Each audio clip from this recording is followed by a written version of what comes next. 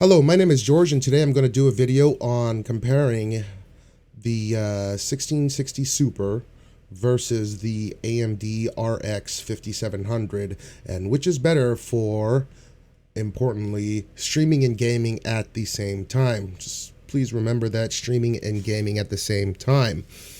Just for pure raw gaming performance, the 5700 is significantly quicker. It's about 20% faster.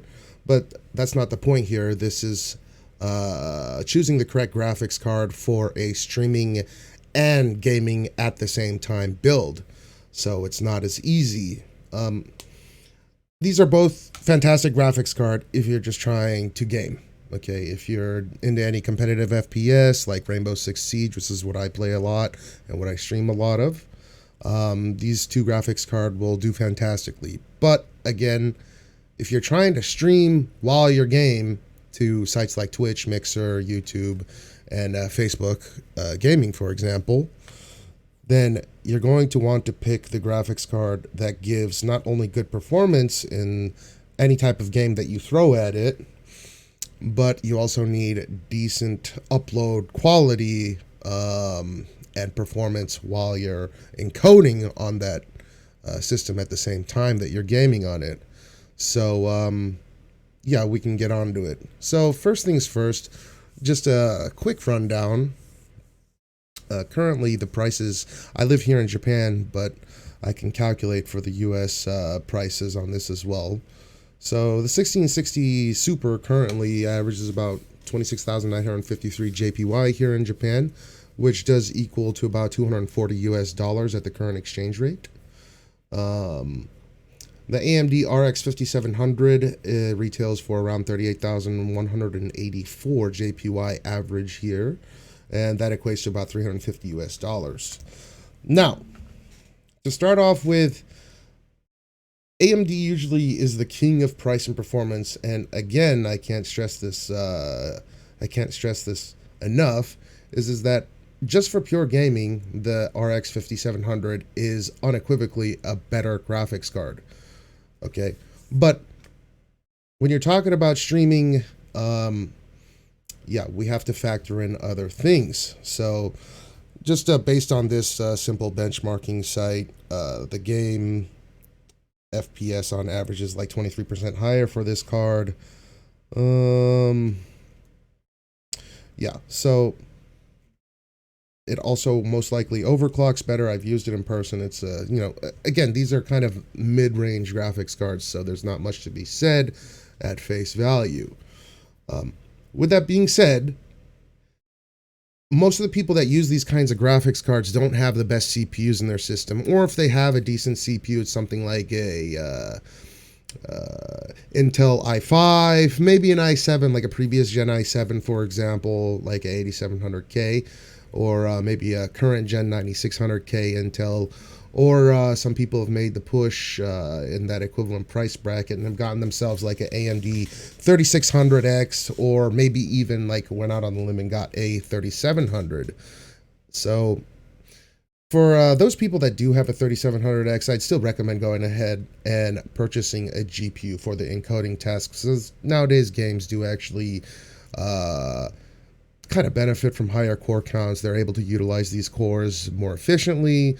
So you still want to offload that task of encoding onto your graphics card than, just purely on your CPU, even though, of course, on your CPU you'll get better quality at a lower bit rate.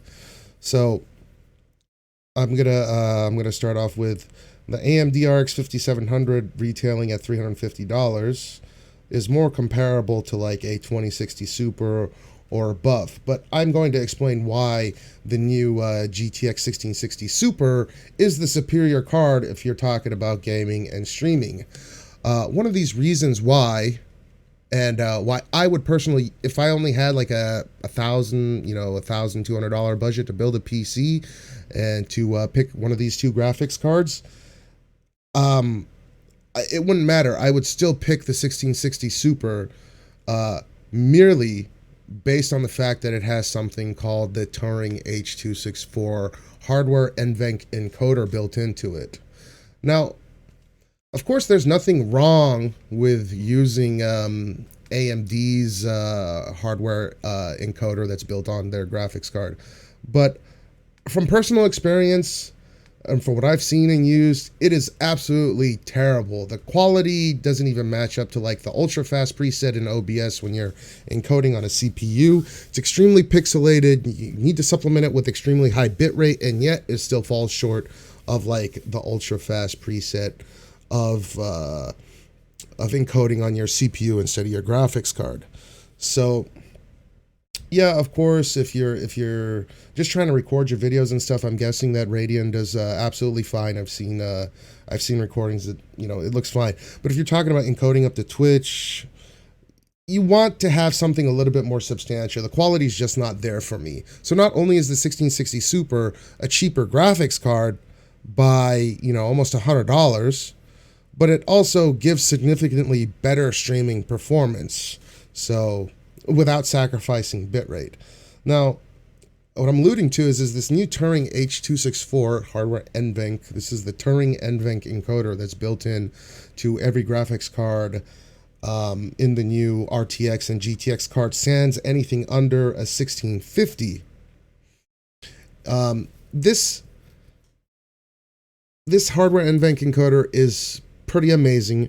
It gives almost equivalent quality to what is considered the golden standard. So CPU encoding at, I think, is a medium preset. It gives almost equivalent, you know, there's some pros and cons to each side, but it gives almost equivalent performance to like in between the medium preset, which is the golden standard in streaming in for OBS or XSplit, and like the fast preset. So any stream that you know, that streams up to Twitch and they're encoding on their CPU and it's like fast or medium, this is like absolutely adequate. It's good, you know, it looks good. There's not a lot of pixelation, and yeah, given enough bit rate, you know, basically any system that doesn't drop any frames or have any encoding or network lag is going to look good, and anything below the fast preset. So that's why having the ability of purchasing a cheaper graphics card with a higher stream quality will give you better performance for your streaming and gaming at a lower price than the AMD equivalent. And that's why I recommend going with the Nvidia 1660 Super. It's $100 cheaper than the AMD card. Like, it's not even comparable stream quality. It's that much better with the Turing card. And I'd even, you know, I would even recommend, I would pay more for it just for my needs. But for any normal person, this is how much they retail for. You know, if you require the extra 22% performance, I would suggest you go up to like a 2060, because there's 2060 graphics cards. But I digress. I mean, that's not the meaning of this video. My point of this video is to say that if you're going to stream and game and your budget is between like $250 to $350, you can go with a cheaper card and get better quality and play your games and such while you're streaming up to Twitch or Mixer. So yeah, I mean, it's pretty simple stuff. It's not comparable. It's by far, I would go with the Nvidia card if you are streaming and gaming. Again, I'm kind of rambling here, but if you're just planning on gaming, don't get me wrong, I would definitely go with the AMD card, but this is not what this video is for.